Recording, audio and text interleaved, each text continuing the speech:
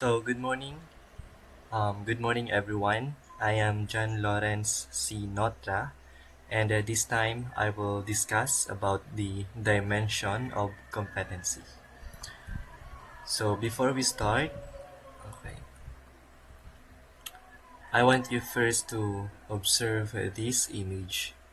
So, as you can see here at the left side, it's emphasizing the task skills, following are following the procedures, and on the contrary, ignoring the procedures and incompetence. And here, ito organize, and ito ay magulo. And this one, okay, so nagkaroon ng error or technical error. Dito, alam yung gagawin, pero dito natataranta, nagpapanik. And this about relationship with coworkers. Yeah. So, itong mga picture na to showing the dimension of competency.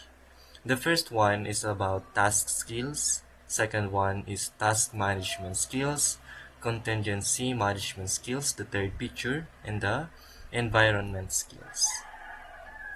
So, at the end of these lessons, we will be able to explain how evidence is evaluated in assessment and understand how competency standards and rules of evidence are used in making assessment decisions.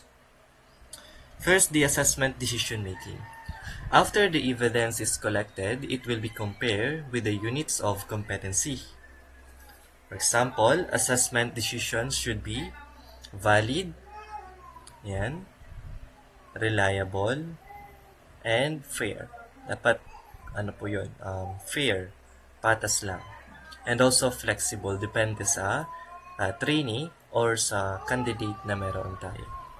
If evidence meets the rules of evidence, decision-making becomes easier. Kaya yung role ng assessor dito, the assessor makes the honest judgment based on the evidence. So, merong format kung paano i-guide, i-evaluate ng assessor yung trainee based sa evidence nasa TR.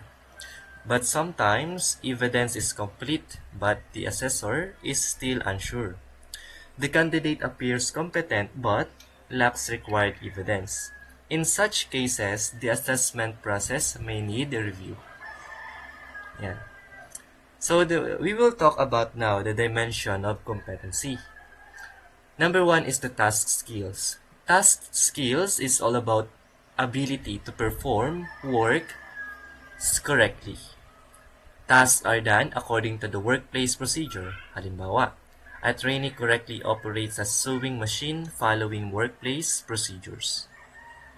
Number 2, task management skills. It is ability to select and use equipment properly. Alam niya kung anong mga tools na gagamitin sa specific task. And also, plan and organize work, coordinate and prioritize tasks. Example, a student chooses the correct tools and organizes activities during the project. Next one is the contingency management skills. Ito yung mga unexpected situation na nangyayari, unexpected problems, emergencies, or equipment breakdowns. Ito ay kung paano mo siya hinahandle, ability to handle in this unexpected situation.